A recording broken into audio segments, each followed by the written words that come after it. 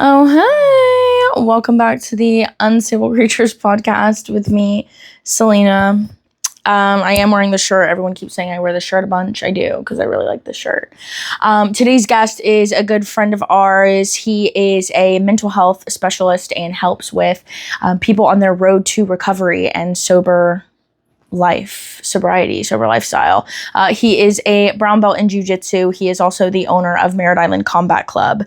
We talk about many things, his life. We talk about him helping with people on their sober journey and him getting sober himself. It's a really amazing story. He's doing great things and we love him very much. Today's guest is Ryan Quigley. Ducks and roosters on the farm. I'm just beating back with Susan the alarm. Johnny ate the grass, he's moving on the bong. Gypsy blisters never seen for long. I hope I'm not wrong, I hope I'm not wrong. I hope I'm not wrong, I hope I'm not wrong. I hope I'm not wrong, I hope I'm not wrong. I hope I'm not wrong, I hope I'm not wrong. Today's episode of the podcast is sponsored by our great friends over at Constant Pressure Tattoo. If you're looking to get some new ink, you're looking to get some flash, get some sick back pieces done, sleeve, your thigh, butt cheek, elbow, bottom of your foot. They're tatting it all. They're doing it over there.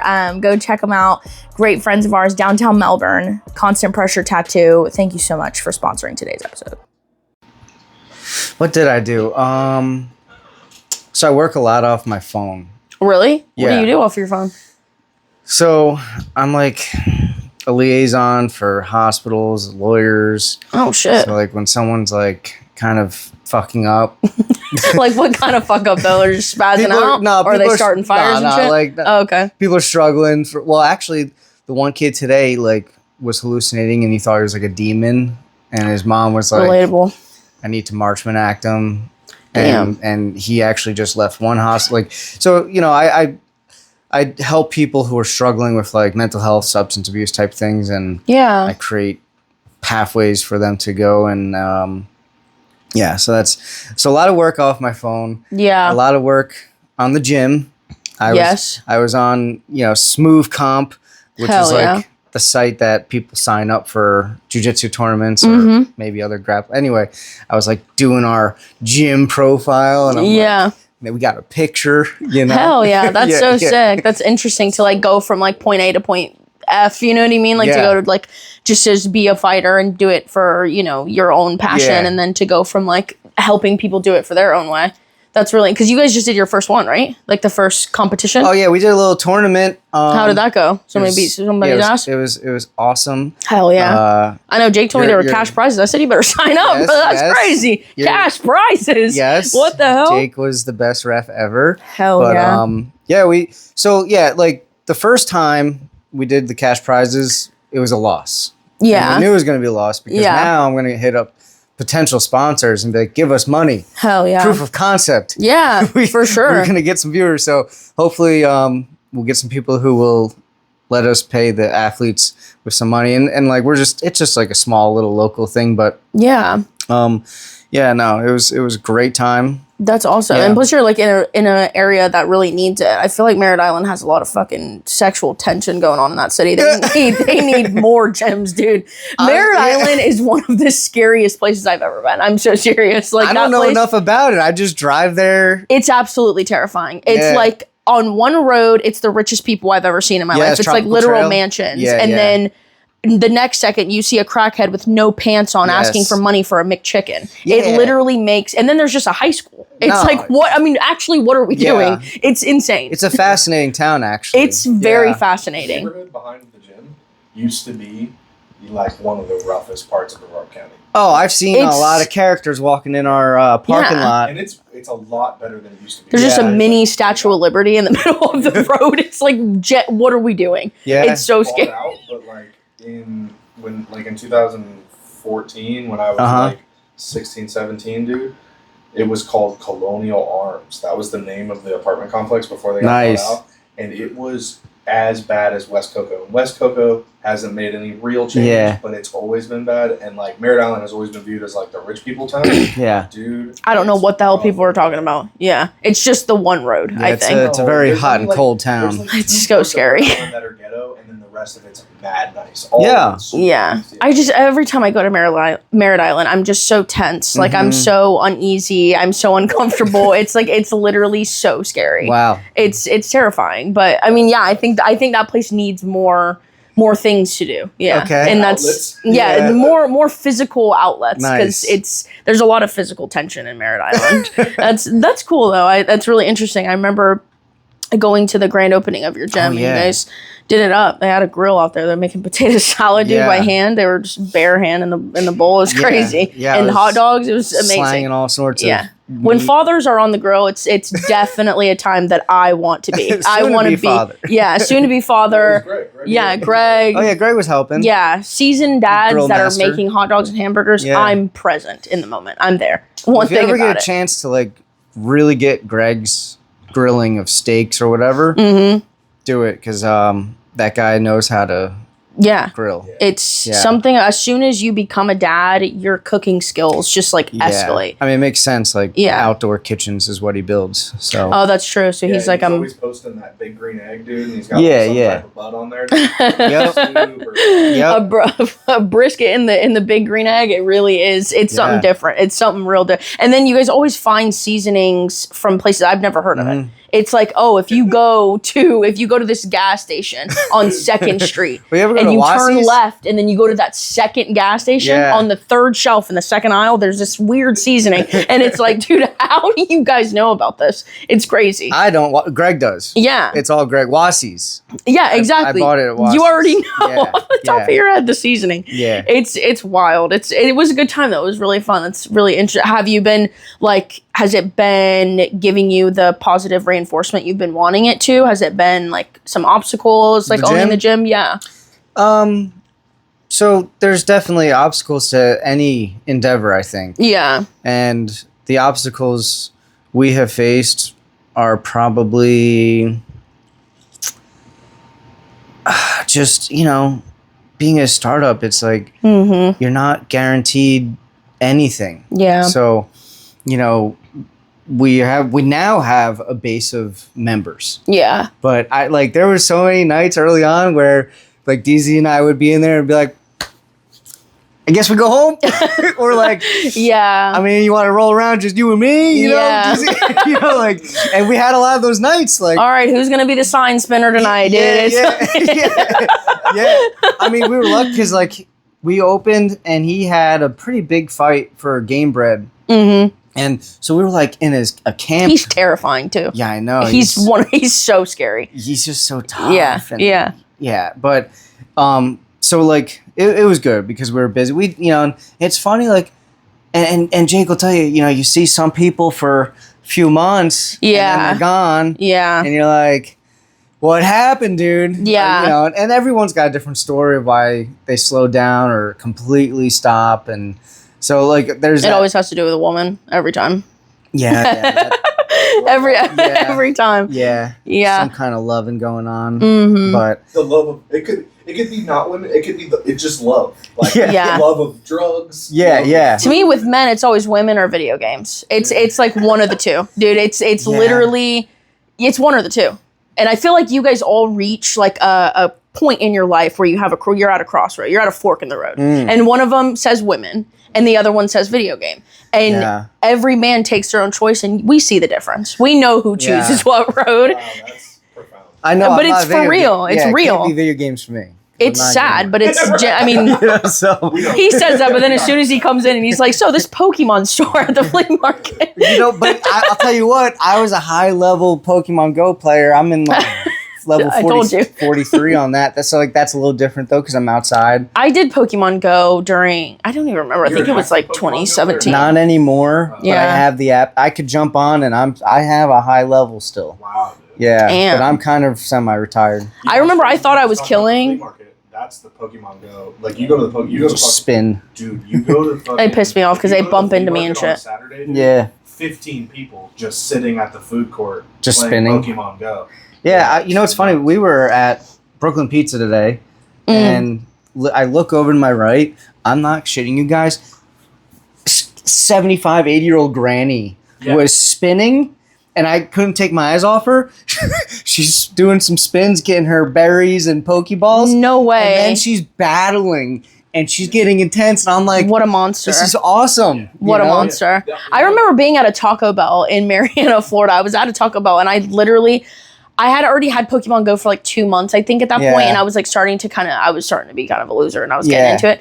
And then I was at Taco Bell, and I just decided, let's open it up. Let's see what's there. I'm sitting at the table. I open it up. I look forward. There's just I can't even remember what Pokemon it was, but I'm pretty sure it was a shiny or it was something crazy. I remember opening it, and I was like, holy guacamole. I literally spit out my chalupa. Wow. A lady that used to go to the church that I went to, she lost 150 pounds from playing Pokemon. Yeah. That's good. Exclusively at the O'Galley Library. She would just go to the O'Galley Library every day after work from like 5:30 to 7 and just That's very good. Steps in and play Pokemon Go at the same time. And dude, it revolutionized like old women's well, yeah, because I think that's why Asian people were like promoting it, because it's like, they're always like, they're very healthy. They're very like healthy lifestyle. What? Yeah, like I'm just saying, like it was like a big thing where it was like a lot of people in Asian countries were playing Pokemon Go because it was it was a very good way to get active and get outside. Yeah, it definitely incited like a lot of afternoon walks. A lot of exactly. People like go to a park. And Lord knows America needs it. Good God. That was nuts. That was a crazy time in our culture. Like, yes. I remember during like the summer of 2016. 16, 17. Yeah. Dude, you would go to like a public park on a Thursday, and there was actually big people there. Yeah. And it's just like The Walking Dead. Just that's so scary though. That's terrifying.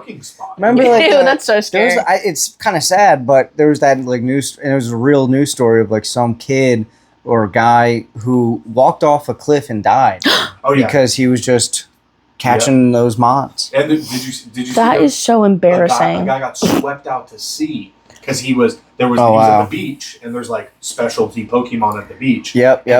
He went in the water? People were like, "Oh, there's a Blastoise over here." Oh my gosh. And he was like, he couldn't find it on his phone, so he runs out into the water, like trying to get it to appear on his phone, and he goes so far out that he's like neck deep holding it out, and then he gets swept out to sea and dies. He got turned into a Pokemon. That's fucking crazy, dude. That ball said, oh my God, that's actually insane. People are wild. People will do the most craziest things for very little gratification. Because I thought people were getting paid from Pokemon Go. I thought you were getting money. I thought the Pokedex was turning into cash value. It absolutely was not. Some people did sell their accounts, but because they had so many. Yeah, but that's like done. When they came out with the Geodex, where you could like fake your location. Oh yeah. You could put yourself in a place where the Pokemon didn't. Yeah, I used to go spoofing. Yeah, I used to go to Skid Row. I'll admit, I cheated for like a week. It was the year of 2017. And this guy was like, "Oh, look at this, bro!" And I was like, "Oh, wow, you got the good stuff." Yeah. And I was like a crackhead for Pokemon. Yeah. And I was actually parked somewhere in Japan, in like a mall or something, where there was like there probably was a gold mine. 24 spots all in one thing. And then I had this guy really set me up. This was bad.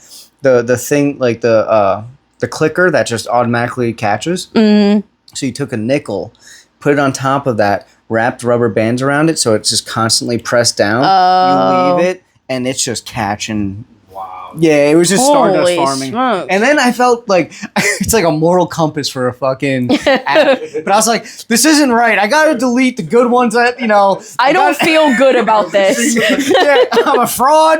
I'm cheating and I'm lying to my whole family. He's like at a Starbucks showing a little kid all over Yeah, dude. I don't deserve it. It's like, I got rid of it. He's in the middle of an intervention saying how lying is bad, and he's like, fuck, I probably should. Yes, like stupid moral compass stuff. Hey, I'm gonna keep it a buck with you. I can't sit here and lie to you, bro. I literally cheated. Yeah, like this little 10-year-old kid is like, "Oh my God, you have a shiny fucking Pikachu," and he's like, "Nah, dude, it wasn't." How'd you get 20 Charizards? Well, you know what's crazy too is that it didn't come out for like 2-3 months. The spoofing, it was like it took a while. So there were rich people that like had flown across the world to play Pokemon Go. Oh, they're probably pissed. And then there's just some kid in fucking Kansas who's like, "I got them all." Yeah. Yeah, I'd be absolutely livid. I'd be livid. But I'd been on spoofing for time, like that sort of thing. Because whenever I had video games, I would put my location in my settings in different areas. I would change the time constantly so I could like repeat a day and get more points and then go back and do it again. Nice. And I did that. And then like Animal Crossing came out and I was like, I think in Animal Crossing now I'm in like 2058. Like I'm so far ahead because I just kept going to the next day. So it could be like, I could get the things that I was waiting on. Yeah. And Minecraft too. Like you just zoom through time. Yeah. It's wild. I wish we could do that in real life. Yeah. I think your mic. Oh, no, never mind. I'm sorry. Never mind. You're good. It's all good. You're straight. But yeah, no, I remember like fast forwarding on my Xbox to like get energy. You know, like you have one of those games that's like The Sims. And it's my God. You have to wait 24 hours to get more energy points. Please, I literally would cry. I would just like go in my settings and move the time and like. Yeah. Dude, I remember the best cheating though, the nostalgic cheating was. Because I'm 33 now, so like I was on like N64 and PlayStation. Nostalgic 2, cheating was peeking over somebody. It was like word of mouth. Yeah. Yeah. Like up, down, circle, square, triangle. Cheat codes, like, and you had to write it down. One of your homies in class was like, "This is what you do." Yeah. And then you go home and you're like, oh, you know, and it's like you put the piece of paper out in front of you and you're like, "Please work." I remember like. I got some older homies that were like on like shark codes. That was crazy. Like, But like our generation was like going to the public library and going on like cheat.com and like you would like print out all of the GTA. Yeah. I had GTA 3. I had a binder of fucking sheets of cheat codes for every game you could think of. But I remember Shark was like modding.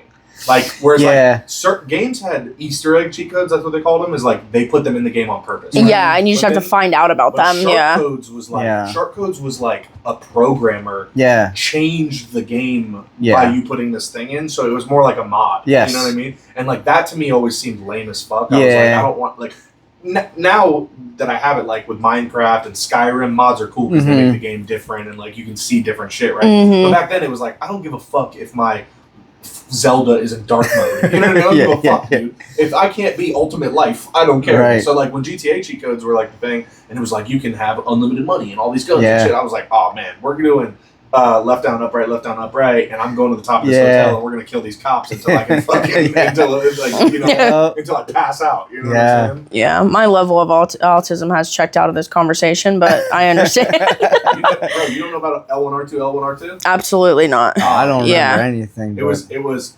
It's literally, you know when you do something with your hands and you can't forget it, like you'll be on your deathbed with you'll be on your deathbed with Alzheimer's and you'll remember like how to like if you know how to do a Rubik's Cube or something like that, you'll always have the muscle memory. Yeah. And like specifically San Andreas cheat codes, I can't forget. Like I can like feel it. Yeah. I know exactly. It was R1, R2, L1, R2, and then a combination of the dial pad. So there was left down, right up, which was it was like you just do a circle. Yeah. Then there was left down, right up, left down, down, down. And what was it doing for you? It was different combinations of guns and money. So like, Jesus. So R1, R2, L1, R2. Well, these folks are doing these days, different combinations of guns and money, dude. Yeah, they're just nothing else that we don't do in the real world, right? Yeah, that's really they're just cashing in on the money and guns. It's crazy. It sounds like the U.S. government. Yeah, it's like wild how it's like those two things separate. All right, they have their own purpose, but then it's when you put them together and you have a lot of both, you're out, dude. You're going to prison. Bear holds memories. I think it's the fingers. Yeah.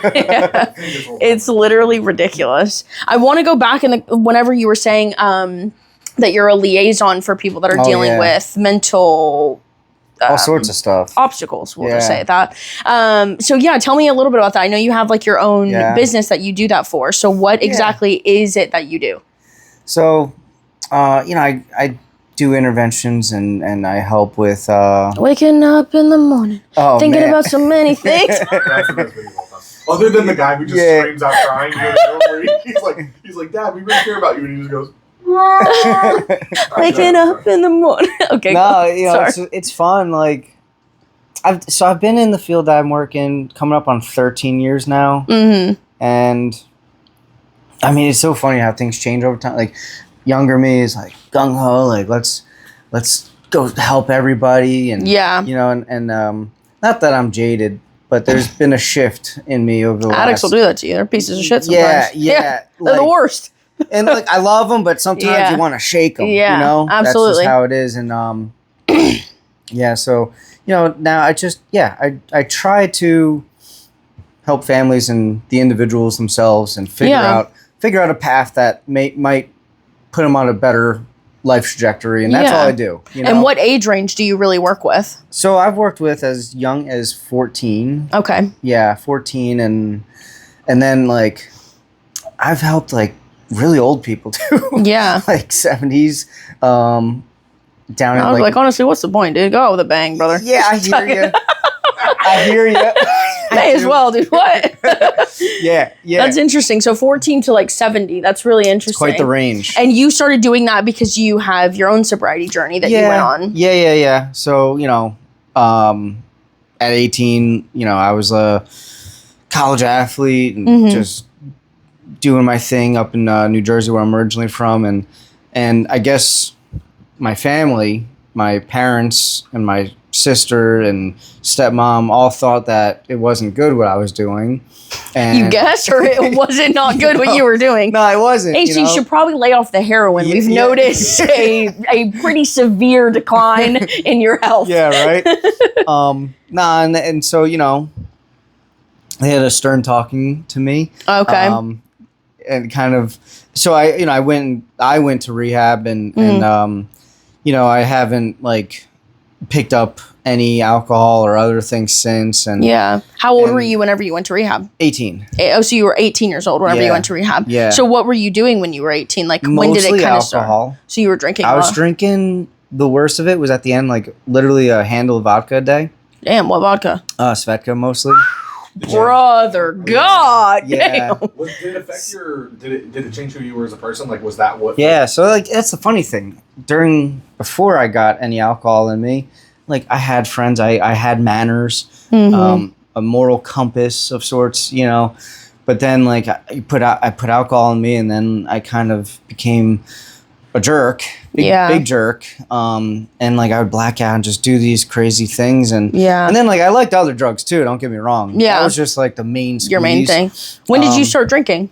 Like 14. So you started drinking at 14. Yeah. And what kind of caused that? Why did you start drinking at 14? Was it like party or was it just what you do it, right? Like there's no deep thing to it. It's just literally my best friend was like, "Oh, dude, I got some vodka and a cigar. Like, let's, and I was like, yes, let's do this. I want to check it out," because, you start seeing like your friends try things and it looks fun, and it's as simple as that. And then like little did I know that it would be problematic for me. Yeah. And, so like, that's one of the things like, sure. Like I'm in the club of not drinking and doing drugs, but like, I try not to be one of those like stuck up people. Like I've been on. Yeah. You're not trying to be like annoying as fuck about it. Yeah. Like, we get it, dude. Yeah. And I've had to reflect on that. Yeah. Right. Cause I think, there's a lot of people that are like that. Well, in the earlier years, I could look back and I'm like, I definitely was one of these like stuck up sober people. Or more so like judgmental is what I feel like it really is. Yeah. And then I would like judge other people's recovery paths of like, well, if you're not completely abstinent, you're not sober, right? Yeah. And like I need to like reassess those things and understand and respect that just because I've done what I've done doesn't mean that what he or she or they is doing. It's like very like, oh, well, there's vegans and then there's vegans. Yeah. Like, it's like the one of those things. Yeah. So I completely understand. I don't know how many years now that I've been really like taking a look at that, because it's like it's so fucking weird how within that recovery community there is judgment. Like, absolutely. Like, if you don't do it this way, you don't have good recovery. Yeah. It's just like with anything though. It's just like with churches and gyms, everything that's supposed to be a positive environment, because there's humans involved. It's never positive. Well, I've like seen like people try to have literal pissing contest of who could be the most religious. That's so annoying. And, like, I mean, it's always men too. Every single time. Yeah, and it's like, without fail. Why are we judging that first? Yeah, of all, like, I pray 2 times a day. I pray 3. I'm definitely battling that though. Like that's normal. I feel like that's a standard thing, especially when you're so young and becoming sober. Yeah. I feel like even my sobriety started young. I was like 23, 22, 23. Yeah. And I definitely it's almost like when you start a diet and you like your homie doesn't. Yeah. It's like, dude, why are you eating that? He's like, dude, you were eating this shit 2 weeks ago, bro. Yeah, like, you were fucking smashing pizzas, like. Well, yeah, and so it's funny you say that, because literally the day after Thanksgiving of 2020, whatever, last year. So I'm coming up on, not that I'm keeping track on this. Fighters not knowing what year it is. It's crazy. Back to back. I'm not a badass fighter like him. I'm just a jiu-jitsu guy. I'm like, hey, how old are you? And the other guys are like, No. I think I'm 3. No, I'm actually from 4. No, fuck. How old am I? I'm like, gee, maybe you should lay off the jiu-jitsu, dude. Calm down. So the only reason I know the date is because it's like Thanksgiving, and I stopped nicotine use of every form the day after Thanksgiving a year ago. So I'm coming up on a year now. Damn, that's awesome. And yeah, but I love nicotine. I love fucking dipping. I love golly, Zinners. Like, woo, one thing about it, and that's where it's like now. So like when I was younger and getting sober, right? I used to be a little preachy and evangelical, maybe, like trying to get other people to join the club, And now, like, okay, so I stopped using that. I don't give a shit what people do. Right. You're doing it for your own journey, your own benefit. Yeah, because like it's the reason I actually quit. It's kind of like heartwarming. So I have stepsons now. Yeah, right? And they were like, they're like, oh, you do drugs? I'm like, no, this isn't drugs. But they convince you, and they're like, it's actually a drug. And it just like made me feel bad that, I'm like, oh, damn. I'm like, fuck. And or it's kind of like a little bit embarrassing. Like, I feel like ashamed of this. You know what I mean? Yeah. And also, they have no judgment other than reality. And like, when a 10-year-old kid looks you in the face and is like, oh no, it might not be whatever you say it is, but you're addicted to it. Yeah. You're like, oh, it's very present. Because they're like noticing your habits and everything. Yeah. Well, both my parents, like, they smoke like broken toasters, and as a kid, I judged them initially, like, that's gross, and I would like throw my mom's like. And now, dude, I'd do anything for a cigarette. Yeah. So I'd do literally anything for a cigarette. I grew up with my mom most of the time, and I saw my dad every other weekend. And like I would throw her cigarettes away on occasion, and then just get reamed out. And God, I'd kill you. Yeah, and then I'd go to my dad's. And he'd be grilling, right? Typical man shit, grilling with maybe a beer and then a cigarette in the ashtray. Yeah. And I remember that was the first time I like smoked a cigarette. It was like elementary school. I was like, he's like, doing something. I'm like. But I felt so cool that I tried it. You feel like you really belong. Yeah. But my point to bring all that up is like, in terms of all the recovery stuff, it's just I just whatever someone's doing, if it's working for them, I'm gonna just be respectful of it and not tell them, like, hey, your recovery isn't as good as my recovery. Like, and that's just that's. Do you feel like? Yeah, I completely agree. Do you feel like? I've always wanted to ask someone this because I don't know if it's like just a me perspective or something that I observe. But do you feel like with you being in the sober community that you getting sober at 18, like, do you feel like other people immediately invalidate what you have to say because you were young and it wasn't, it's not good enough, or you were just 18, you were just a kid? Do you feel like you get that feedback? Yeah. So. So do you have people? I hate to like compound on her question, but it'll lead into the same answer. Sure. Just because I dealt with this too, like, do you feel like people act like you didn't have a problem? Yes, I've had that 100%. Like it's not good enough to be an addiction. You know what I mean? Well, that's like the other weird pissing contest is like who is the most hardcore with their drinking or drug use or both, and it's just very like if you go into a rehab right now, there's going to be a bunch of people in the smoking circle chopping it up, and they're all talking about their bad stories and who was the most badass, and it's kind of weird. Right?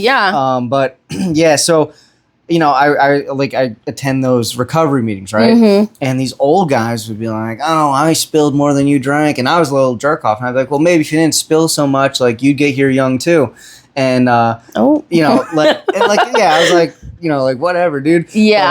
But then like also from a professional hat, I've definitely had like people coming in who are older than me, just like, oh, what do you know, type of stuff. And it is what it is. I mean, it used to bother me when I was younger. I'd be like, oh, I got to prove myself, and then like, the amount of time I have sober was like something that, you know, used to wear as like a badge of honor. And now I'm like, man, like, who cares how long I've been sober at the end of the day? It doesn't matter. It's so like the same battle, regardless of like the severity of the addiction. I think we're all like living the same journey and trying to accomplish the same goal. And it really like, it shouldn't matter who comes from what or from where. Like, obviously you want to be able to relate to people. Mm-hmm. So you're going to relate better to someone that had a very similar journey to you, that got sober at 18. Yeah. You're not going to be able to relate to someone that was a heroin addict for 27 years. You know, not the same, the exact same, but still similar. A lot of emotions are similar. Yeah, a lot of the emotions are similar. They're not going to be able to relate to you either. It's like. But the whole point is not to be relatable. The whole point is to accomplish the same goal. Yeah. Of our story.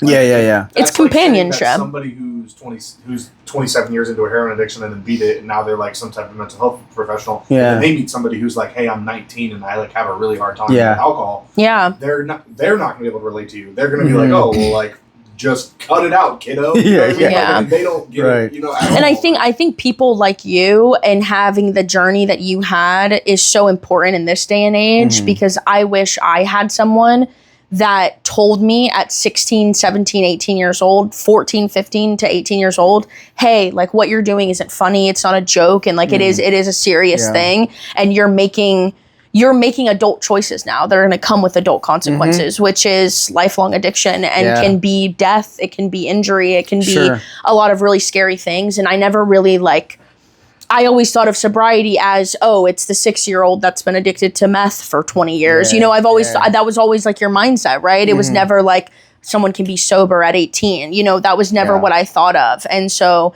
I think that it's really important because those things are getting introduced to children at such a very young age. Like of the first time I smoked weed, I think I was like 13 years old. Well, you know what's great? Like I did at a conference, I was like a co-presenter on the topic of marijuana on the adolescent brain.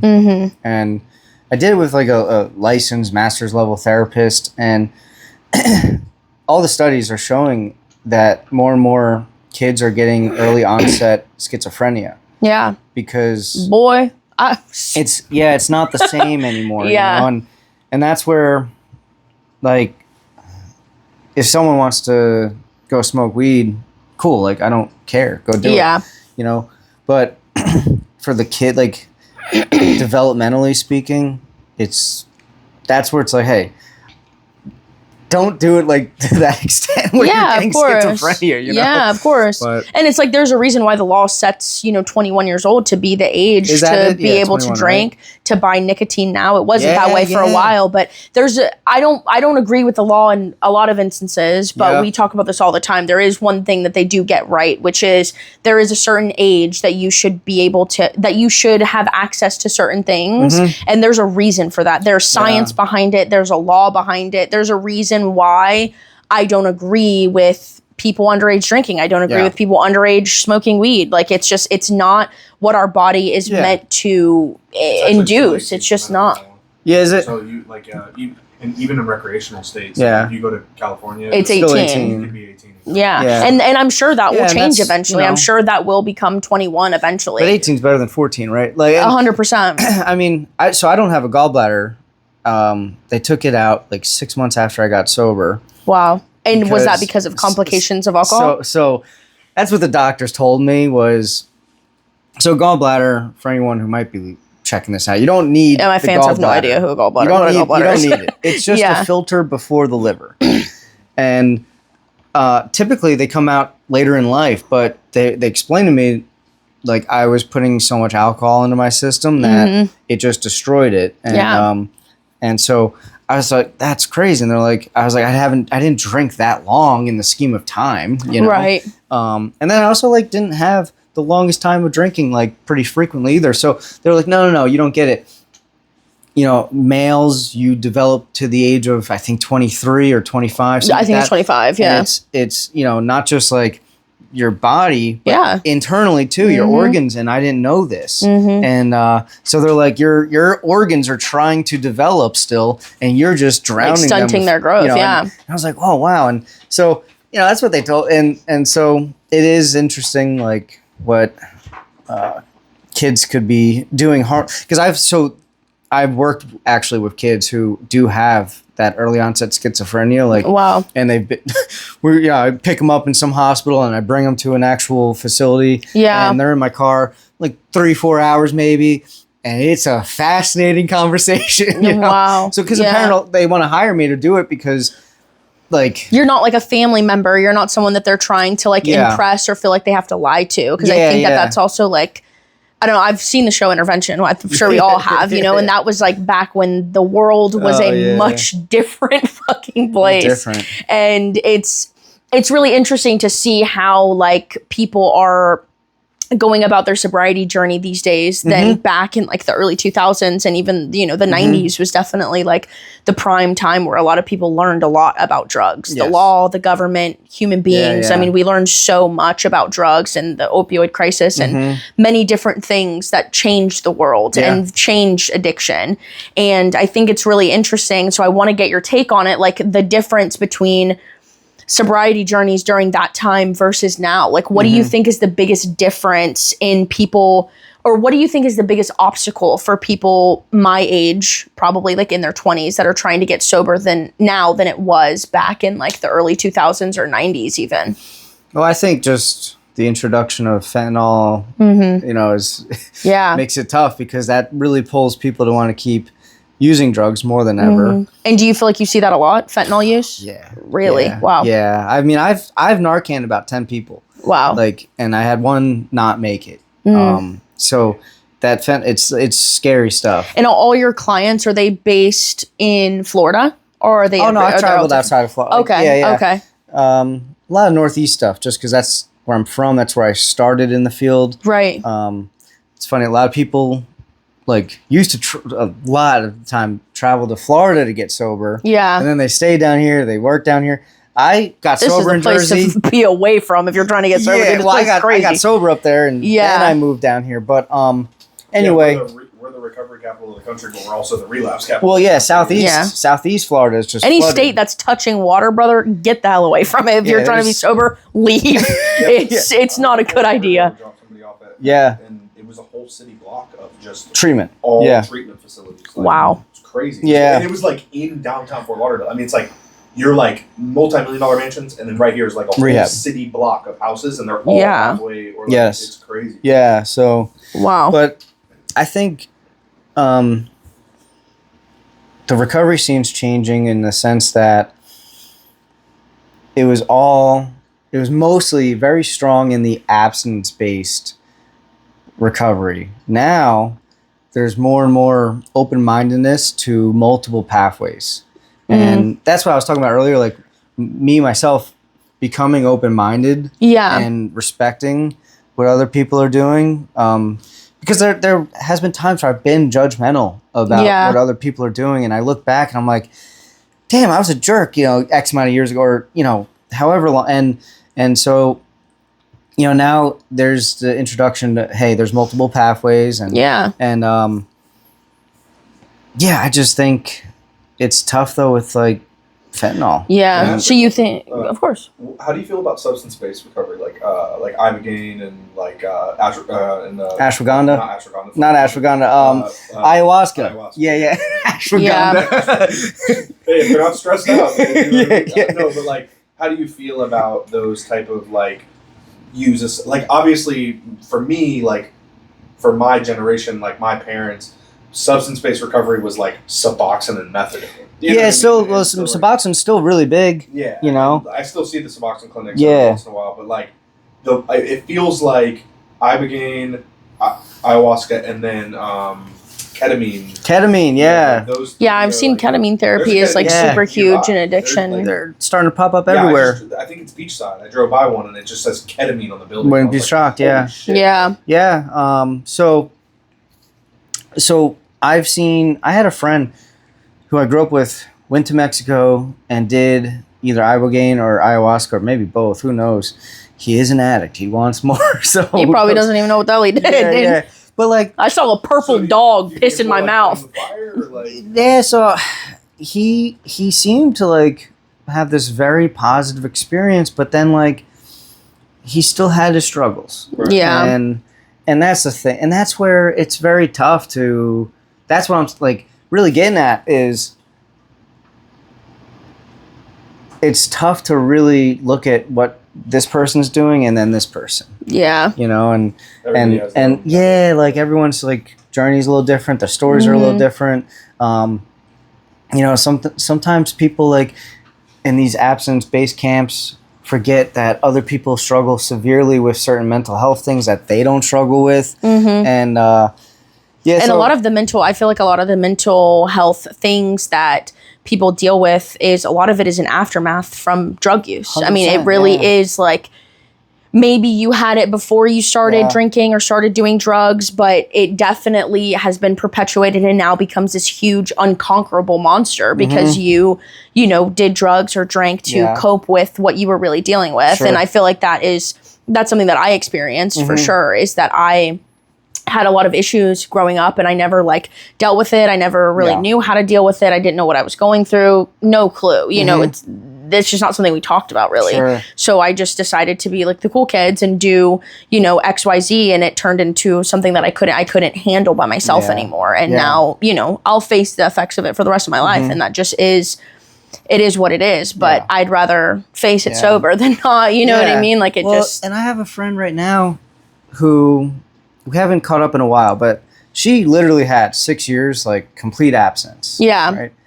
She made a decision to get her medical marijuana card. And so for the last 4 years, to my understanding, she has really stuck with just weed. And so like, that's where I'm like, so in terms of, that's even another substance that people try, and it's probably one of the most common actually. Well, there used to be a lot of stigma about it, like, oh, the marijuana maintenance program. And so I see her and she's doing fine. So that's what I'm saying. Like someone who maybe is in this abstinence-based camp would look at her and judge her and be like, oh, she doesn't have recovery anymore. But she's living a good life. Yeah. So who am I to say she's not, you know, doing well in life? Of course.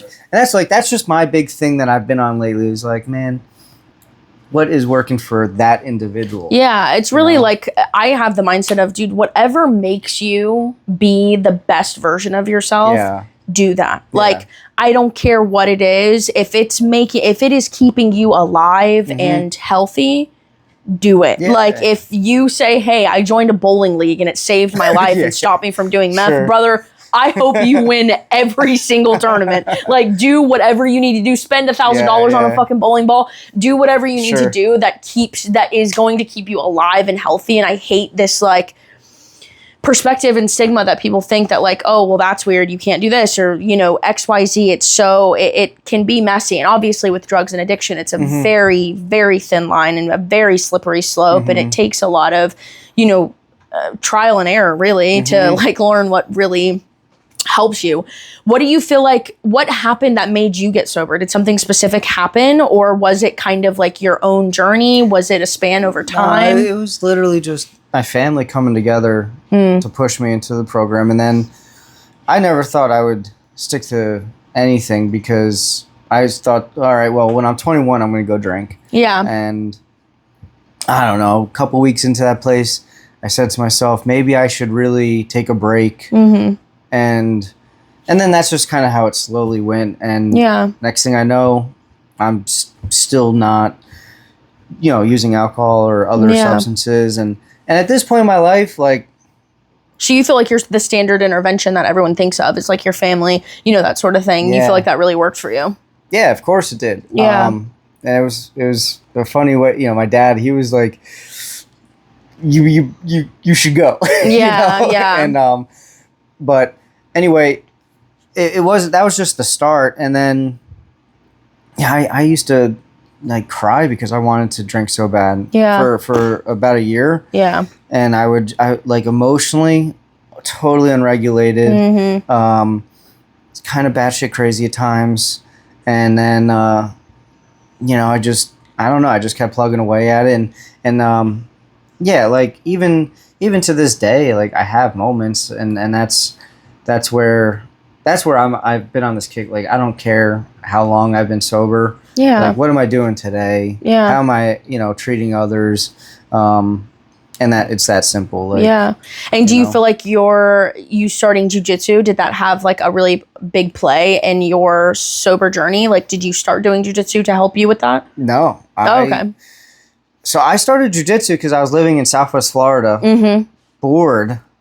I opened a small little outpatient sober living program for men. Oh, okay. And I like surfing a lot. Can't really surf the Gulf all that much. Yeah. And I also like didn't have my core friends down there, and so yeah, I grew up doing some wrestling. I did little bit of boxing in high school, and so it was simple as like, hey, you should try jiu-jitsu, and I was like, yeah, that'd be fun. So truth is, first time I really did jiu-jitsu was in high school. So in 2008-ish. Jake's gonna laugh. My best friend, who I grew up with, he wrestled too, and he went to Barnes and Nobles and bought a book. Okay, love Jiu-jitsu. that. Jiu-jitsu for dummies. And it was comics, like comic That's strips hilarious. of how to do a move, and it explained it. You had to read how to do the move. So we you pull arm here, So do leg here. Yeah. So we go Just wrestling. men language. Arm go here, leg go here, and it's like anytime I see you guys teaching, it's arm here, leg here. It's you guys are crazy. Well, and it's funny because like we would be looking at this book trying to figure out like a triangle choke, and I'm just thinking back, like if my mother ever walked by my bedroom and she just sees me and my friend, She thinks it's gonna be a Playboy magazine, and it's like you guys drooling at a rare naked lady choke, and you're like, "What the fuck is my son up to?" But so funny. Like we used to roll in like my bedroom floor for hours, and there was a jiu-jitsu school that "Hey, opened. honey, I think our son's gay." yeah. And He told him to put his head in between his legs. You guys hear all that banging going around? It's crazy. I wasn't gonna ask my mom to pay for like an actual membership at the gym because it was like $100-something back you in better not. 2008. Oh my god, And no. She would have put you in a rare naked choke. Yeah, and she didn't understand it. Like, it was like, what? Like, so, that's actually when we like first ever dipped our toes in jiu-jitsu, and then I didn't do anything until like 2019 or something like that. Oh wow, so it really was not that long ago. No, and like And you have your brown belt? Yeah, and I went Holy to shit, an he's actual killing. gym. Yeah. That's crazy. But that's the thing, like, that's what, like, so I didn't, like, tell coaches that because I thought it'd be, like, a weird story to be like, hey, I bought this comic book. in my bedroom as a kid, we actually, like, I did, like, really shitty moves. It honestly probably wouldn't shock them at all. You guys are weird as fuck. But I had it like actually would not shock them But that's at all. the thing, because of wrestling and that book with my friend, I actually had a foundation. So, like, I did, so it wasn't like good traiing because we were teaching ourselves. But you had like some kind of knowledge. Yeah, and I didn't want to tell coaches, like, I don't even know if I told my current coach this story. But yeah, and so I did formal training at a gym down in Fort Myers. Yeah. And I switched gyms after like 4 months to just, and anyway, yeah, I was like in it though. Like I was there for 2 sessions a day a lot. Yeah. But I was already sober like however many years, Yeah, so it was just like something that kind of came after, really, because I've noticed that like sports in general are like a really big outlet for people that are trying to be sober, but I really feel like jiu-jitsu and like MMA in particular is like a hub of people. It's been a great added thing to my life. Yeah, absolutely. It's like kind of just a very relaxing thing for me, even though it's not a relaxing sport at all. Yeah. Seems miserable. Yeah. It's awful. And it's altering my life. I'm literally watching Black Panther last night and I'm like, holy shit, he's putting him in a triangle. Yeah. Who said that? What is going on? Oh, it's been tough. And I'm pausing. I'm like, Jake, he's doing jiu-jitsu. Look. Well, I'm like constantly sore. I feel like I'm prone to skin things. Like, oh my God. I've had it all. You guys always have some abscess, scab, scar, some people bump. don't. Like, Some people, it's literally insane. But then, like, I feel like I'm a little prone to it, but whatever. It ages you like crazy. I mean, it's just, it's bad. It's no good. Yeah. Somebody will come up to me and they're like, yeah, I'm 24. And I'm like, holy shit, I thought you were 47. That's steroids. Well, it's also great. Yikes. I love it because it's like a great melting pot of people. Like, you go to a bigger gym that has someone of all backgrounds. You got the cop who's rolling with your little local weed dealer. You know what I mean? Yeah, I don't know. In that moment, they're equals. I'd start recording. There's a dude driving a 98 Camry who literally has nothing going on in his life, and he's choking out a fucking pilot who makes $300,000. Yeah. 6 kids. It's like the fucking weirdest thing. Yeah, you see a lot of famous people getting into it. Like Zuckerberg is a blue belt now, I believe. Yeah, and he's leveling. He got a haircut. He has a chain now. I mean, he's changing his life. He's he's literally jacked and he's changing his life, and dude. No one's ever gonna talk shit about him again. Too. Like, there's some celebs who are kind of fake, in my opinion. He seems like he knows a lot. He seems like he actually did a real tournament. You know? Yeah. That's good though. It wasn't set up. That's very good. Did a tournament. Yeah, it was like a bullshit. It was punk. Tom Hardy, the actor Tom Hardy. He's a badass for real. We absolutely love Tom Hardy to death. So is fucking Keanu Reeves. Keanu is real, dude. Yeah, a lot of real deals. Chadwick Boseman. Before he died, he was. Was he? He was really getting after it. That's who did the triangle. He did a back triangle, actually. Yeah. In Black Panther in the scene. Wow. It's just cool, because even, so I played soccer my whole life. I played into college. I never just randomly rolled up to a soccer field to practice, and there were Cristiano Ronaldo or Lionel Messi were over there playing. If Cristiano Ronaldo would have been there, I would have hoped you would have called me. Yeah.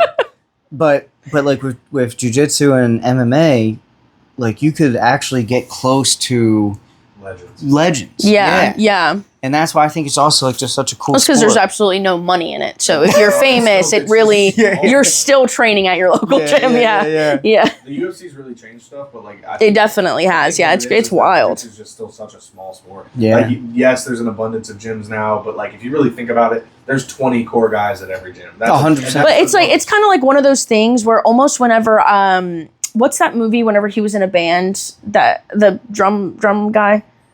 And he's a tall black dude, and he's in. Nick Cannon? Yes, Nick Cannon. Drumline? Yes, Drumline. So, okay, I'm going somewhere with this. It reminds me of whenever Drumline came out, right? Okay. And then, so before Drumline, being in band was you were a fucking loser. You're a weirdo. You're so scary. You wear. Yeah, you wear cat. Well, it faded, but you wear cat ears. I didn't make percussion. Yeah, in exactly. 5th grade, you had to try out for the percussion. Right. And they were like, no, you and suck. then Drumline comes out, right? Drumline comes out, and then cool. oh my god, band! Then everybody wants to be in band. It's good. I feel like that's what's happening with jiu-jitsu is that you were such a weirdo, loser, scary, autistic, nobody, and then Joe Rogan and UFC and all this stuff, all the people who do jiu-jitsu are TikTokers now that make a lot of money and it's this and that. And now doing jiu-jitsu is a cool thing. You're not, I mean, you guys are still super autistic, but it's not weird. Oh, and it's so I think back to a couple kids I grew up with who are black belts now. One of them has an academy in New Jersey. Mm-hmm. His name's Nick. And it took him 17 years to get a black belt. Wow. And no offense, Nick, if you ever see this, he was not the athletic guy. He wasn't the best wrestler because he was on the wrestling team. Yeah. And he got that damn black belt though. Well, to me, he's just such an inspiration because he never stopped. Yeah.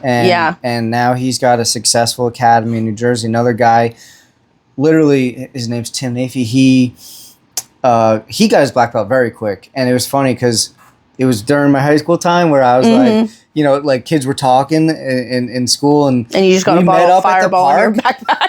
Well, we met up at the park to roll. Yeah. Because he was actually doing real jiu-jitsu at a gym. Yeah. And I was doing my weird bedroom jiu-jitsu out of a book. It told me to go like this with your head. Yeah. And I'll never forget it. He beat the piss out of me in front of a bunch of kids at the local park. Were you embarrassed? No. Because it was grappling. It was just grappling. Yeah. But I was like, damn, because I out wrestled him, but he just tapped me out over and over and over. And I was like, oh, that's so sick. And I still didn't, go train for years later. But yeah, I've gotten to go and train with these guys now. Yeah. And be like, dude, it's so cool that I'm finally in the real club with you. Yeah. Not just weird book jujitsu, but yeah. So that's really cool. And now you have your own gym. Martial arts do that. Like Little Hunter at the gym. He's like a brown belt in karate. And when he first showed up at the gym, he was just so Play-Doh-y and couldn't fight the damn.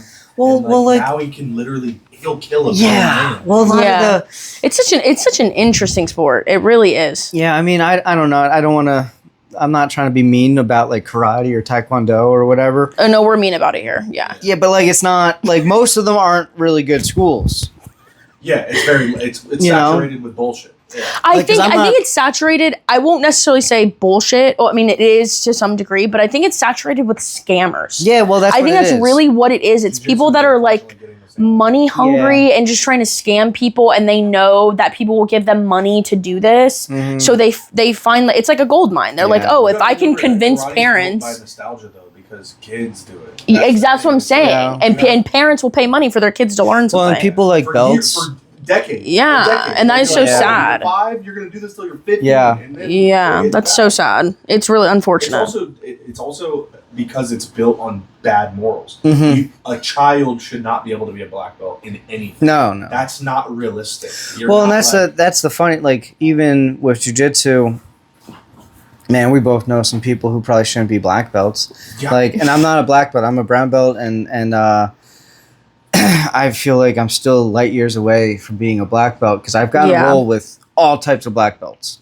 And granted, it's like a little different when you're younger, rolling with like a 50-year-old black belt maybe who's like hip has been replaced 4 times. Yeah. Like, okay. He'll beat the dog shit out of you. Yeah. Well, like, like I should be able to tap that guy, but then you meet one that's like your age and weight, and he still sucks, and you're like, this isn't. Well, like, shout out to the face of the UFC Jiu-Jitsu, Keith Krikorian. Yeah. That guy has been to Control numerous times, and I rolled with him, and man, he played with me. Yeah. Sage Bender.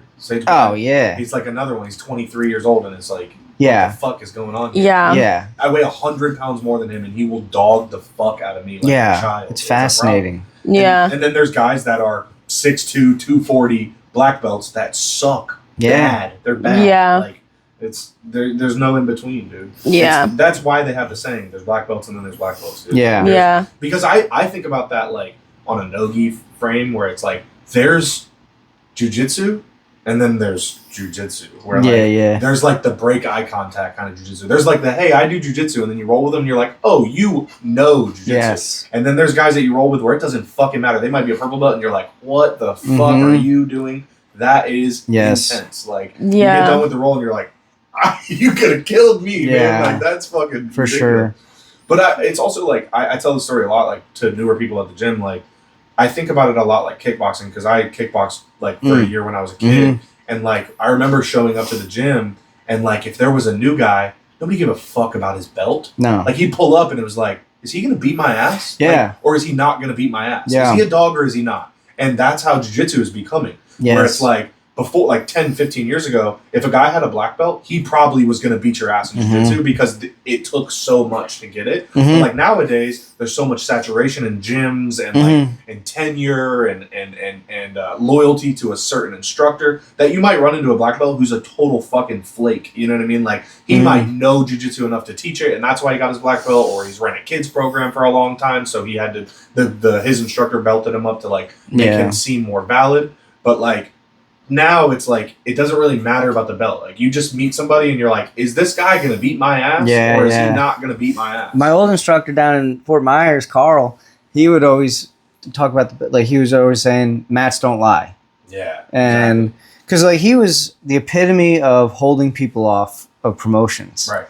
And he actually had like 3 guys leave because he wouldn't give them black belts. Yeah. And he was like, mats don't lie. And that guy. He's 145 pounds in his 40s, and I'm not going to name names, but he would pack up almost every black belt in this county. Yeah, and he doesn't compete. Like he's not a big competitor, but his whole thing is like mats don't lie. Yeah. Do you want to be a really good blue belt or just another, shitty like and that made sense. That's why I recommend jiu-jitsu over anything else. And I do comedy now, and I would say even more. Like I want anybody to have a sense of purpose and community. Like I love fellowship. Yeah. I'm a big social person. I'm a butterfly. I want people to like scratch that itch. But like, bro, you can walk into some comedy clubs where guys are not funny and like they just run the room or they've been there for a while, and it's like you can't fucking like there is no mat doesn't lie. It's like there is like this weird hierarchy of bullshit that like you have to get through. And oh whatever. yeah, I saw it because like, a good buddy of mine, he was still is, I guess, but he did comedy pretty heavy in the South Florida scene. Mm-hmm. And I went to a show with him, and I kind of saw it. Like I was viewing it from a distance, like the hierarchy of comedians. And I was telling her, like, it builds disdain, you know, like whoever is the brokest is the headliner. Well, and that's like,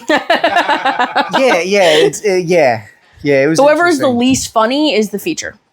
Yeah, because there was a lot of and the funniest one is the opener. Yeah, I'm sitting back just watching. I'm like, yeah, this guy sucked, or she tried too hard, you know. All right, easy now. That's another thing is it's art. Like, like jiu-jitsu is not art. Like, like as much as we want to call it the gentle art or whatever, like there's no. Well, comedy's more like left up to your own perspective. Jiu-jitsu's not. It's like you tap or you don't. You know what I mean? Versus comedy is like what you think is funny too. Doesn't matter in jiu-jitsu. Like that's the thing is like you could say somebody like you just said, oh, this guy's not funny, and then somebody else could be like, no, he's technical joke writer and you don't understand it. Yeah, that's what he's saying. It's like it's your own perspective. Yeah, does his shit work on people? Yeah, you know what I mean. So I know you guys because you guys are heavy in the comedy scene, but the guy Timmy No Breaks or whatever, love him. Yeah. So it's like once you understand the bit, okay, it's funny. Mm-hmm. Like me looking at him, to me, he's like the guy who's like a one-trick pony in jiu-jitsu. Like he's got one thing. Yeah. You know. And then I look at like, what's his name? George Carlson, right? The old head. Oh yes, yeah. That to me is he's genius, so funny, you know. And I'm not a comedian, but like there's levels to like, that's funny. I like. Yeah. There's also people that are just funny and are not very technical. Jiu-jitsu is very similar. Like, I mean, we can name names, but there's guys that are tough roles that aren't doing fucking technical jiu-jitsu. No. Not like doing flashy shit that looks cool. Yeah. But comedy's also one of those things where it's all like about going viral. You know what I mean? It's whatever you can clip and go viral with. So it's like, if the one trick pony works, dissolves away from like the mat not lying. Because like in comedy, the mat can lie. Yeah. Like you can suck, but like be really likable. Someone can have 20,000 followers and have all the clips with all the views. You see them in person and you're like, they suck. You know what I mean? Or I didn't enjoy that, or I don't feel like that was worth $20 or like, you know, whatever it is. I think that it's like, I'm sorry, I didn't mean to cut you off. Like, you're good. A great example of this is like when you see somebody who has a look to them, and it's hard to, I'll name a couple names. Like there's this kid named Michael Crocker from Orlando. Right? Okay. Michael Crocker, when he walks into a room, you're like, that guy's a comedian. He gets up on stage and you're like, fuck, that's so not fair that he just like talks and moves like a comedian, and it just like comes off. People who have weird physical attributes. You know, if you have like a weird mole on your face or your voice is really fucking. If they're handicapped, they're immediately going to go viral. It's like so annoying. Jiu-jitsu though, if you see a tall, lanky guy, you're going to be like, oh fuck, I don't want to roll with that guy. But if he sucks, he sucks. Yeah. He just sucks, right? Comedy's not like that, dude. There's some people that are. Michael Crocker's not one of them, by the way. He's a funny guy. There are people though that have these weird physical attributes that make you laugh at them more. Yeah. But then like it gets played out, right? Mm-hmm. Like the mat lies. Sure. That's how I explain it. Like I apologize. No, I was just gonna say I think there's a guy you probably both know that I know.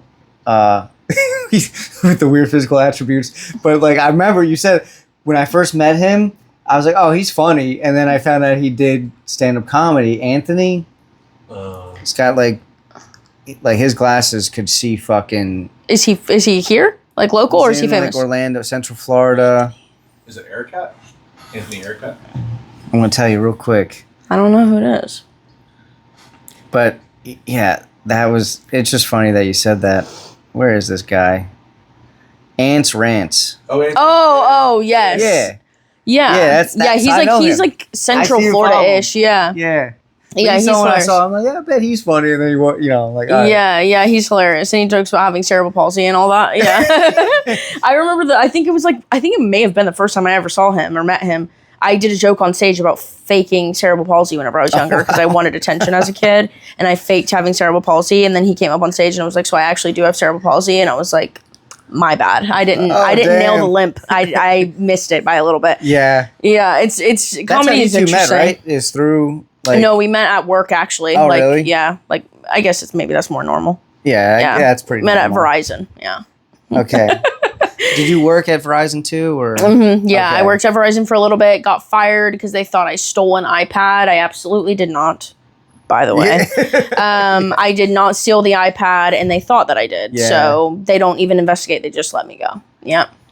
So fuck them. I have T-Mobile now. So yeah. Actually, the boss that fired her has one of the most like harrowing sobriety stories of a young person. Shit. He got sober at 22. Yeah. Oh, I know him. Yeah. I know him personally. Oh yeah. Yeah. Oh yeah. I know you. Yeah. But yeah, dude's like very crazy. Like, cause I have the like the question I asked you was kind of a personal one because.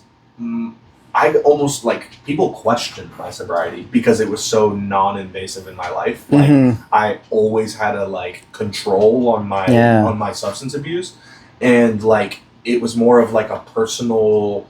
Like I hate to sound like holier than thou, but it was genuinely that I just knew that it was going in a bad direction without having to let it go in that direction. Like I was drinking and I was like, this isn't good for me. And then when I would explain the reasoning, people would be like, like I'd be like, like I eat shitty food when I'm drunk and I drive my car a little bit too much and I don't want to kill somebody. And they're like, you had 3 beers. And I'm like, yeah, but dude, it's just like, it's like a path. It's your own personal choice though. I think that's like what you were saying earlier. That. Do you think that like people are less likely to ask for help when they have that kind of story? Like, have you personally? Oh yeah, that's like when they don't think it's that bad. You know what I mean? I've seen that a lot actually. I personally know some people in my life who, I mean, Ray Charles could see that there's a problem, you know, but it's also not. Jokes. It's not that big of a problem. Yeah.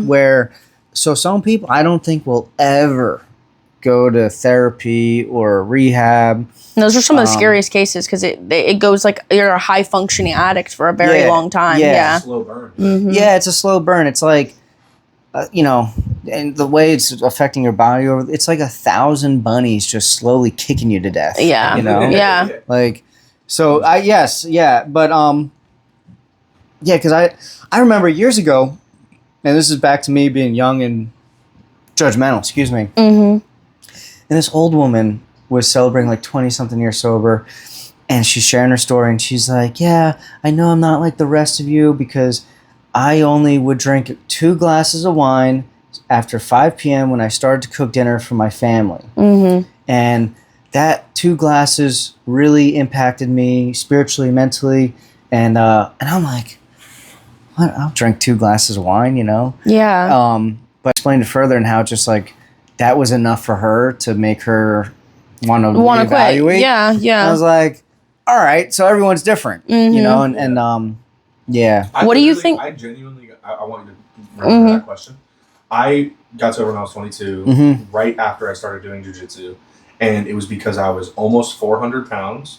I met you when you started jiu-jitsu. Yeah, dude, I was fat as fuck. He's like, I've seen it. We rolled together. Yeah, but I've seen that. But I've seen the transformation. It's been beautiful transformation. Yeah. I think for me, like one of the things that like happened to me was I just like associated alcohol and drug use with like every other negative thing that I hated about myself. Like I was less emotionally stable. I was worse with my diet. Like I had just really like got into jiu-jitsu and I loved it enough to be like, man, if I was skinnier, this would be easy and I wouldn't get gassed as much and I would have a better time. And I'd also heard some success stories of people in the gym that like lost some weight and they were like, man, I like feel way better. And I was like, all right, cool, I'm going to do that. So I started dieting. I lost like the first 20 pounds and I was like, this is fucking sick. Yeah. And then I remember like I would get drunk. Not drunk. I'd drink like 4 beers downtown. And then on my way home, I'd stop at Wawa and I'd fuck up some Wawa, dude. Like 4 cookies. Dude, I love Wawa. Yeah. Trust me. I know that. Yeah. And like. I know that's right. And I also have a serious disdain to people who drink and drive. I don't care about consuming alcohol. But I do definitely not like when people drink and drive. Oh man, I used to hate myself for that because I did a lot. Yeah, and I try so hard not to judge people for their own personal things because I do dangerous things in my life, and you know what I mean. Like everybody has their own thing, but it is against the law, and it has been so detrimental to some people's families and things like that. So like I do like hold people to a higher standard. Well, there's certain things in life we should hold our fellow man accountable for, right? Yeah, like. Which is obviously putting other people's, life at risk. Like I'll be pissed if you kill my mother because I just feel like a lot of people think I'm comparing it to like shooting a gun in a crowd. You know what I mean? It's like I think that's not that much different. Yeah, exactly. And so like I would explain that to people and they'd be like, "You're fucking crazy." But I remember when I quit drinking, like full like stop drinking, I got the whole like I got a kickback. Like, I was a good time when I was drinking. Like I was never a violent blackout, throw upper. Like that was never a thing. I never had negative side effects from it. So when I stopped, my friends were like, "Don't. You're boring now." Or they were like, "You're not." Like it wasn't that I wasn't as loose. I would still yap and I still smoked weed and like did whatever. Yeah. But like it was almost like, come on. Yeah. Like, you know what I mean? To me, it just feels like there's got to be some of that in the recovery community where people were like, I didn't quit because nobody made me feel like I needed to. Yeah. You know what I mean? Like, there was nothing to give up. You know? Yeah. And that's where your own accountability comes in. Accountability. It's like your own accountability is like your main responsibility to like tell yourself, hey, I'm like dealing with this. I wanted to ask you, what do you feel like is the most like intense or powerful transformation that you've seen, like that you were involved with, someone changing their life and their addiction? Someone else? Yeah. Oh man, I know you've helped a lot of people that have. Yeah, it's just like there's so many. Yeah. Just anyone that comes to mind, like one that you thought was like that was a true success in my eyes, and you really felt like you helped that person in a completely different way. Yeah, I mean, so one of the first people I've ever helped, he's got like 13 years now. Wow. Without doing anything. But I remember there was this one kid who struggled with certain drugs, and then he also was schizophrenic, and he's like stabilized with the schizophrenia. He does what he needs to do to work on that. He doesn't use any drugs. Like he was homeless, like tent, all that. And he is now in like Minnesota or something, like working at a program. Wow. And helping people. And so like you love seeing that kind of stuff. And yeah, of course. Yeah, it's just so there's countless like really good feel good stories. And I mean I've been blessed to like watch a lot of people transform their lives. And you do that full time, right? Like that's your full time thing that you do. That's my full time work. Yeah. Wow. I mean, I'll be honest. Eventually, I do want to get out of it. Like, I feel like I've done it a long time now, and I do want to eventually move on. And it's like the gym, and then it sounds funny. Like I want to open a homemade ice cream shop. Oh hell yeah! I'm all for that. Yeah, hell yeah. That's what I was doing actually before I got into treatment. Really? Yeah, I was working at a homemade ice cream shop at Jersey Shore, and it's just like I'm a big ice cream fan. Like I've always have been since I was a kid. That's so unique. What's your favorite ice cream flavor? All right, well, this is a fucking rabbit hole because you got the traditional flavors of like chocolate vanilla, right? But so mint chocolate chip, if it's just that's my favorite, right? Get the hell out! Get out! That's disgusting. But then there's different places. Okay, so like if we're going to Kelly's for great ice cream, strong in Central Florida, Mexican chocolate. We're pretty good, yeah. Fuck yeah. All right. If I'll be up there this week. Hoffman's ice cream. One time I shit my pants whenever I was younger. My dad called it Mexican chocolate. Dude, I hear you. I've shit my pants too many times in life. But anyway, Hoffman's ice cream, like their pumpkin, amazing up in New Jersey. Okay, so like specific flavors at specific places. Yeah, Ben and Jerry's, they don't make any of the traditionals, Yeah, theirs is all like crushed up cement with pretzel strips. Yeah, and it's like, all right, Ben and Jerry's, dude, get scoops or soft serve. Huh? Scoop or soft serve? Scoop, bro. Really? Scoop. Yeah, I don't know. I think it depends because like soft serve gets old. Do you play around with the adjacents? Like, are you a sherbet fan? Nah, dude. No, he just likes rough, raw ice cream. Yes. The kind that'll hurt your teeth. So I'm actually on a wait list for Penn State to attend their week-long ice cream certification course, the same one that like Ben and Jerry's did. I fucking hate you. That's hilarious. Yeah. Oh my god. And it's crazy. No one's hit me up for like a fucking 2 years. Oh my god, imagine if you did like ice cream, like okay, so you know how like Ben and Jerry really plays into like drug munchies, like half baked and like those flavors. Yeah. Imagine if you did that for like sober. Like you had like an ice cream flavor that was like all sober or like no Svedka. You know what I mean? Like ice cream flavors that like play into sobriety. Don't hit your mom this week. So is ice cream the go-to, or are you like a sweets guy? No, I'm a sweets guy. Like it's so messed up. So my wife's pregnant right now.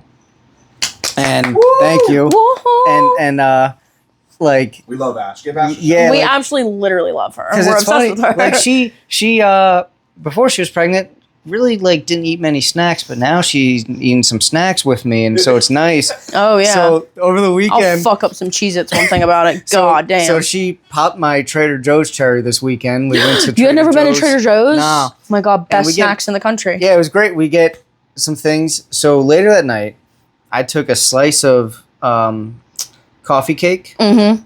Put in a bowl. I don't know if you guys know the Linden cookies. It's a pack of 3. Oh yeah. I'm like this. So I order them off yeah. Amazon because I don't know where to buy. So I order the ones, get them. I took 3 or 6 cookies of those, crushed them up, put them in. Jesus. And then we got these like little Dixie cups of ice cream for the kids. Took 2, put that in the bowl. You make dessert like Jake makes food. I mean, Jake is like literally makes the most insane things, and it's delicious. Yeah, it's just so good. That sounds delicious. Crazy. Like, I don't like sweets. I love sweets. I like it all. I think my favorite ice cream flavor, though, even though it's so basic, my favorite ice cream flavor is vanilla bean. No, vanilla bean is not just regular vanilla. Yeah, I really want good. the black speckles. Yes. I want it to be like heavy vanilla bean. So we were in St. That Pete. is my favorite. See, I'm like the guy that I'll roll like turkey and cheese with a fucking Cheeto. Jake eats the Superman ice cream at the Chinese buffet. Yeah. That's the kind of ice cream he likes. Like I want it salty. I want the vinegar. Oh, that's all good too. He puts pickled onions on top of his chocolate ice cream. About ice cream for 10 minutes. Nothing. Now Start talking about that food. Yeah. I love ice cream. There was a place in St. Pete though for vanilla.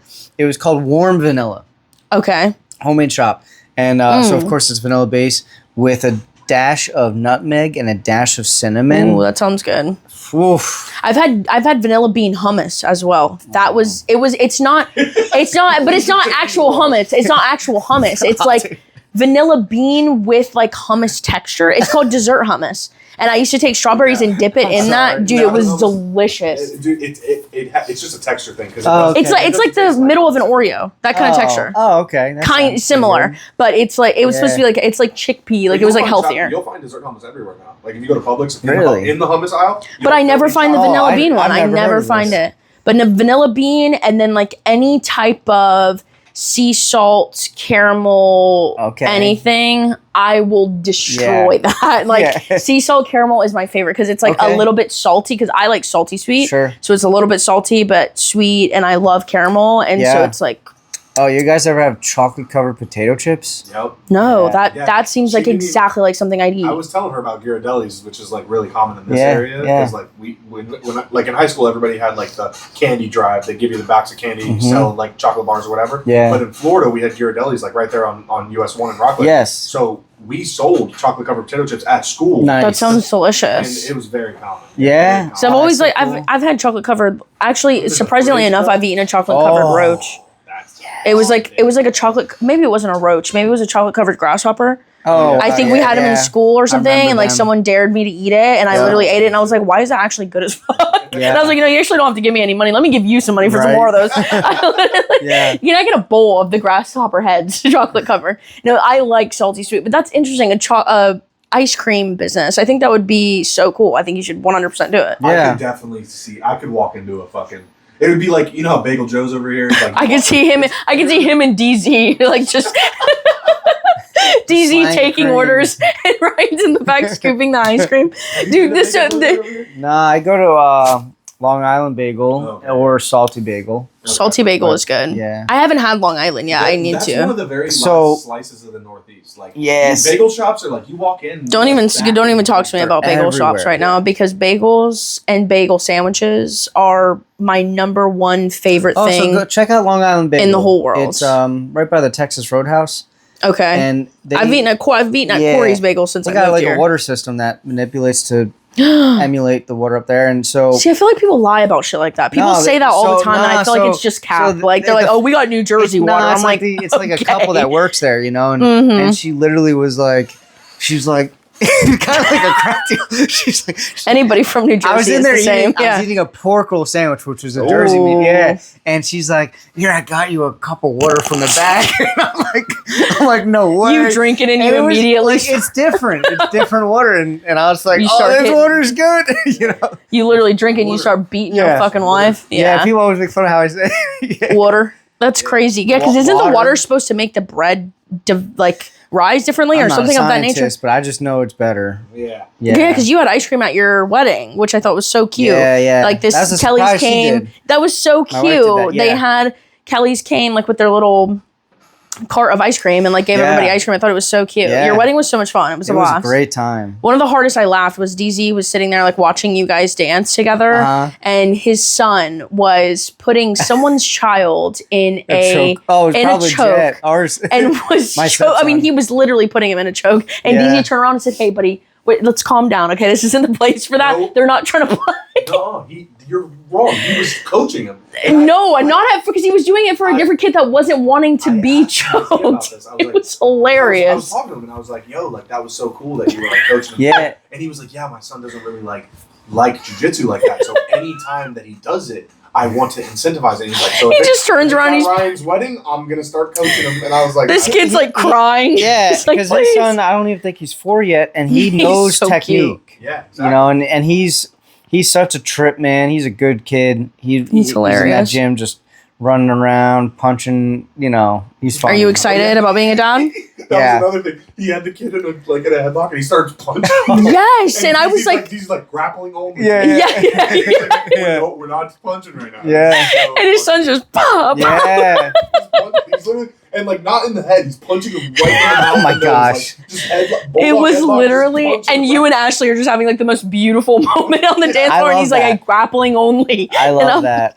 What's happening right now? It was so much fun. It was hilarious. But you're gonna be a dad. You're so excited. Yeah, it's a girl. What? Yeah, it's a girl. I just we haven't like posted. He's pissed. He's upset. So that's why he hasn't talked about it. Actually, take this part out. Yeah, no, I'm stoked. We have that's name awesome. and everything. Josie for short, but Josephine. It's part so of cute. Something in her family. Yeah, that's so cute. And that's awesome. I don't. For me, I'm like, what do you want to name it? Yeah, yeah. What's it gonna be? I'm just happy, yeah, that's so awesome. Yeah, because I always wanted a kid, and like it was fun. Like when I hit 30, I was like, man, if I don't eventually get married and have a kid, if I hit 35, I'm just gonna go on petfinder.com. Just get on a that pig. DCF website because they do the same thing. I'm just gonna go get a kid. You know? They literally do. Isn't that so insane? And it's like a mugshot, low key. It's like, what are we doing? Years to a Vietnamese restaurant, and we actually had this conversation. I remember us talking. Oh, we did. We were single after control, after open mat. It was me, you, Nick. He's like, I'm gonna go buy a kid. I think. You only knew Ryan with Ashley. I knew Ryan during the single days. Yeah. We literally talked about this because I remember. Yeah, he made me hate you at first because he would talk about all these things, and I'm like, that's a piece of shit, huh? And then he would tell me all the great traits, and I'm like, I don't know if I like him or if I hate him. What's going on? Yeah. And now you're the best. Yeah. No, I it's hilarious. remember us talking about that because I was single at the time too. Yeah. And I remember being like, oh man, I'm conflicted. And you're obviously a little bit older than me. So he was like, bro, don't worry about it. You're good. Find somebody. And I was like, I'm trying, bro. And then you were like, I don't even care about it. I want to have a good wife and a kid. And I was like, I'm right there with you. Yeah. So that was and now you have it. That's so amazing. That's crazy. You were a bloomer. Yeah. That was. Yeah, right. Yeah. We were really leveled up. Yeah. Life changes, man. It's weird. Yeah. It's cool. Making a whole lot of something. That's good though. Yeah. That's cool. The last thing I want to ask you, I think, because since you're going to be a dad, it's like kind of probably changed your perspective on like life a ton, even though she's not here yet. Do you think like you want to talk to your kids about sobriety and like drug use, and what do you think like someone that is trying to talk to a young person about sobriety, or if you could tell someone that's young that may be dealing with drug or substance issues and they feel like they need to talk to someone, what is something that you wish you were told during that time? It's funny because I have spoken in like high schools and stuff. Yeah. I spoke at like Satellite High. Really? Not too long ago. Yeah. That's really cool. And yeah, I mean, I'm gonna try to like not make it this big thing. Yeah. I'm just gonna let so the two stepsons, like they know I don't do anything. Yeah. The older one like has asked me some questions here and there, but yeah, just. My thing is like, hey, I'm here, and if you have questions, I'll answer them. And PG ways. But yeah, I don't want to like ever try to instill fear that, oh, you might grow up and become this thing, you know? Yeah. Like my thing with kids is like, just let them be kids. And that's with a lot of topics. Yeah. You know? Yeah. Like just let them be kids, let them have fun, let them make mistakes and be dumb and, you know? Absolutely. Yeah. So, but if once they get older and older and older, then it might, who knows, you know, like I'll definitely have a watchful eye to see if, you know, there's maybe some things going on. Yeah, of course. And then, but what I'll try to do, like, I think, so, you know, it's like talking about the unknown, but yeah, if I see something, I'm going to just like in the most loving, non-confrontational way, like address these things and see how it goes. Yeah. know? And if you could tell somebody that's like really early in their sobriety journey, what's something that you would tell someone that's like maybe a couple days in or maybe a weekend and it's, you know, it's tough, obviously. What's something that you would tell people that's like really early in their recovery? What's something, a piece of advice? Just worry about your own journey. Yeah. You know? Yeah. Just worry about what you're doing. Yeah. Yeah. Cause like I've had the thing where I've looked at what other people are doing, whether it is sobriety or just life. Yeah. And you know, comparison is the thief of joy. So, you know, just worry about what you're doing. Yeah. And don't even, you know, worry about what others are doing. It's easier said than done, of course. But yeah. Especially with like social media and technology. It's oh my gosh, like, you know, always worried about what other people got going on. I live in Vieira now, and I swear there's so many people that like try to have this picture perfect life. Yeah. But you're like, man, I know you're probably in debt. Yeah, 100%. 100%. Yeah, so that's what I'm saying. Like, worry about what you're doing. Yeah, you know? absolutely. I think that's really good advice for anything. Like to definitely just worry about yourself and focus on yourself and what you've got going on. I think that you're doing really amazing things and it's very inspiring. And and when you fuck up, which inevitably we all do, try not to beat yourself up too much. Yeah, you know, absolutely. I've made so many poor decisions in my life, like, you know, just things that I look back in sobriety even that I'm like, oh God, what, you know. Yeah. It's like, just keep moving forward. Yeah, you know? Absolutely. I completely agree. And I think things I found fun when I was 21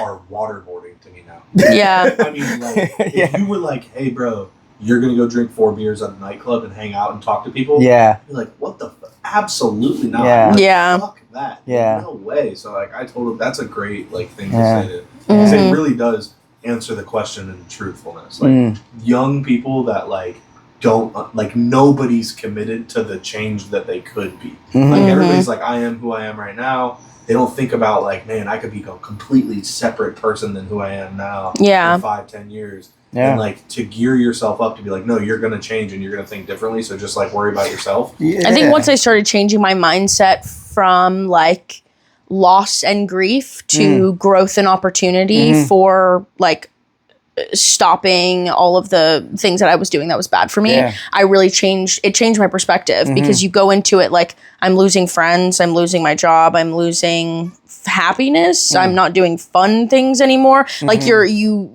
see it as this negative, I'm losing everything, I'm grieving, I'm like, nobody texts me anymore, nobody wants to hang out with me anymore, I don't have any friends, nobody checks in on me, you know what I mean? Like the whole thing, you're like grieving, but it's not grief, it's opportunity and it's growth, and it's like, hell yeah, those people don't talk to me anymore, thank God. Like they owe me a lot of money, like, you know what I mean? It's like, it's definitely, I think that's changing. It's just change. And I think that you're right. I think it definitely is about staying focused on yourself. And I think that what you're doing is super amazing. And I know that it probably goes overlooked in a lot of ways. And I just want to be one of those people that tell you, like, thank you so much for being a change in the world. Love what and you guys are doing. You know? Thank you. I think you're very inspiring, and it's amazing to see people living their truth and making huge differences in people's lives, whether they want it or not.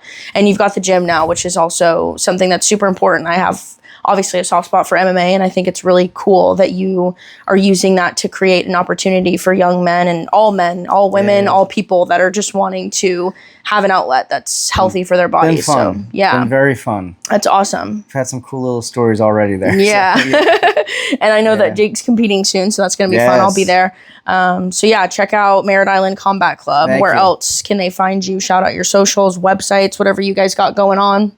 You just find me. Yeah, just find him. One thing about it.